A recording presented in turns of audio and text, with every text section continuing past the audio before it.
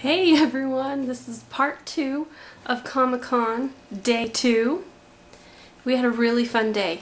After we went and saw Ray Park, we went on to see Claire Coffey, and she was so fun. I had a hard time cutting her down to little, segments. She had a lot of fun things to say, and she talked about Grimm. There's a few spoilers she gave of the upcoming season. I'm really excited for it now, and I love that she gave us those. That was really exciting. So enjoy watching. I hope you enjoy. I had a lot of fun.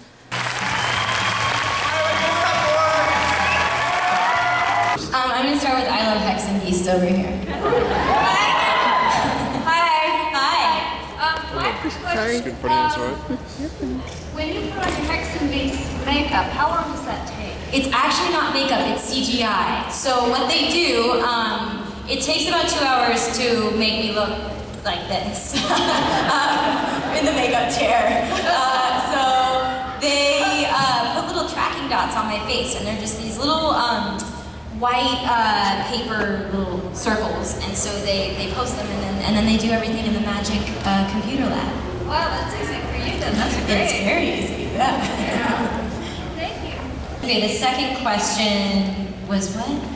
Whenever anyone on the show turns into Oh yes, okay. No, so during the pilot, my character and Silas's character, who plays Monroe, we were the first people to Voga ever. So they kind of described it as like act like you're just you're under emotional stress, and like you're shrugging it off and shrugging it off. So it felt a little silly the first time, but then I really like it. I wish that I could, until I get my powers back. I'm itching to Voga, and I hear that is happening soon. We're shooting the 5th episode right now, and I know that the powers are coming back by the end of the season, is what I've been told. Awesome, thank you. What your favorite show while you played on Grimm? The favorite episode? Yeah. That's a good question. We did, okay, so the season coming up, the first episode of the new season, if you guys watch the finale, you know that Frau Pesch is dead, and we have her beating heart that we have to deal with and take out of her body. So I'm sorry if that's a spoiler alert, but you guys aren't caught up, so it's not my fault. That's right. So the first episode, I have to deal with the heart, and there are some rituals that I have to perform upon her dead body, and it was very gruesome and very fun, and I got to work with Shori and Ashley again, who's great. So that's been one of my favorites. Thank you. Mm-hmm. Okay, you kind of just touched up on my question a moment ago, but out of all the seasons, in detail if you can, what is the grossest thing they've made you do? It's coming up. It has to do with the dead body. And I have to say that the special effects and makeup team on our show recreated the dead body, and the skin feels like skin, and there's blood. It's really, really gnarly. So stay tuned. What is your favorite episode and why? Well, actually, the favorite episode to watch, I wasn't in, which was the Hansel and Gretel episode. I really liked that. And then the episode with the alien Besson that glowed in the dark.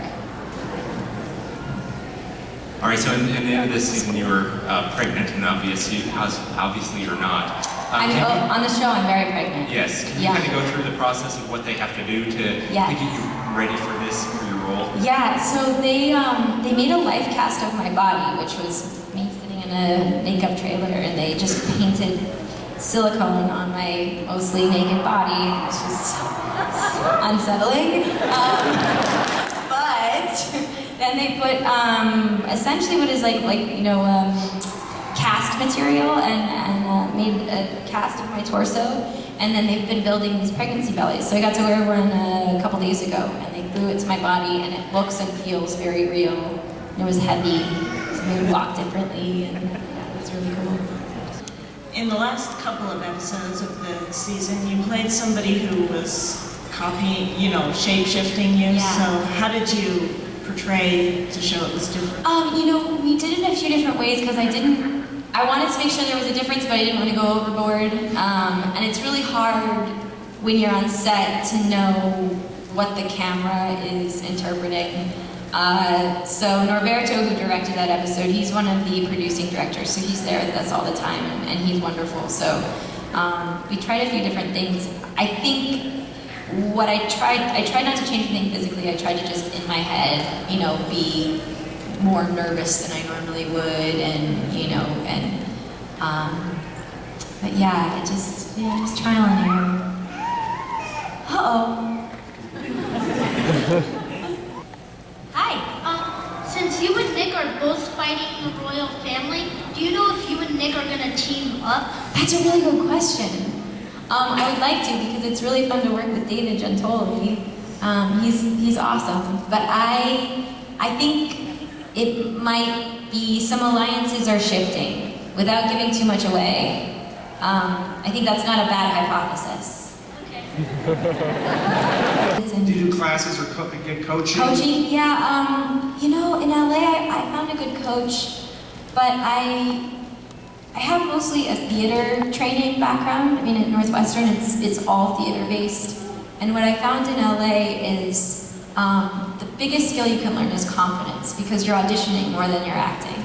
And just being a really empathetic person. So being an observer and, when you're talking to someone, figuring out what they're going through and all of that. So being a well-rounded person makes you a really good actor, I think. Thank you very much. So being an actress, you have to be on set a lot, but you're not always on the set. What do you do behind camera when you're waiting to practice? If I remember to bring a book, I read. Otherwise, I tweet. So, you guys, if you have any questions or you just want to say hi, tweet me, and I'll tweet you back. I got lots of time on set. So there's that, taking stupid pictures, posting them on Instagram. Can you act out changing the spasm thing with your head? Okay.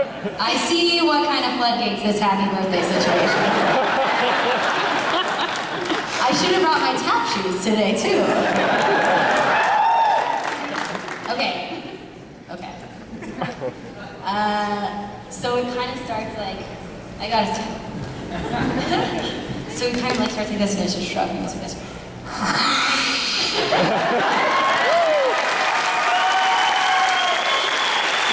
So a while back, I got to go watch an episode of Club that we filmed. Yeah. And I watched a scene where Bill Paxton had a really intense moment, and he had a hard time breaking character afterwards. And I noticed with Alan Shea, you have very few lighthearted scenes, I feel like. Yeah. So do you ever have those moments where you have that hard time breaking character?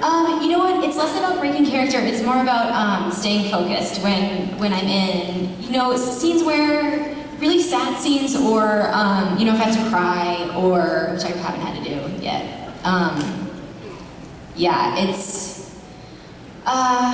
Or I have. No, I did. Okay. For example, at the end of season 1, when I have the fight with Nick and I lose my powers and I come back home. Where I'm supposed to be hysterical and crying, it takes a lot of energy, and the focus is really intense. So I'll just move aside and I'll just tell everyone, hey, I'm having quiet time, so it's about staying in character. And then when it's done, I don't have any problem breaking character. It just feels like a relief, because it is exhausting. You mentioned that Adeline is still in Venice, but now that Juliet's aware of everything, do you know if there's a plan to put them face to face again? Adeline and Juliet. Since she cursed her. Yes, someone asked a question about whether or not Juliet will have any residual issues from the coma that I put her in and make her beast-like.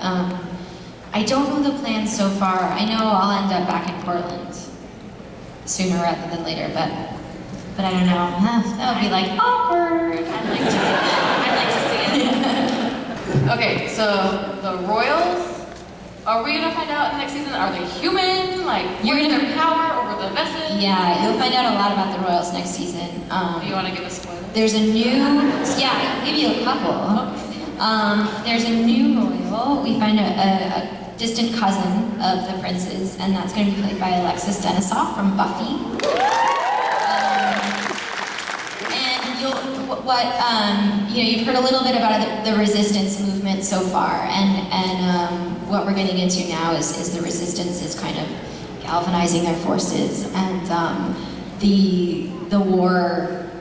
The Cold War is about to become a very, very hot war between all of them. And if Adeline had her powers back, I'm going to ask the cheesy question: who would win in a fight? Olga Monroe or Adeline? Adeline. He gets nervous. I mean, even when he's I think Adeline wins that. Also, I'm smaller and quicker. And work out. All right, so seeing that you're like one of the most popular characters on the show now, is there any chance you could just tell the writers that in some episode you can throw out an homage to Salt Lake and maybe say, I think we should move the brotherhood to Salt Lake?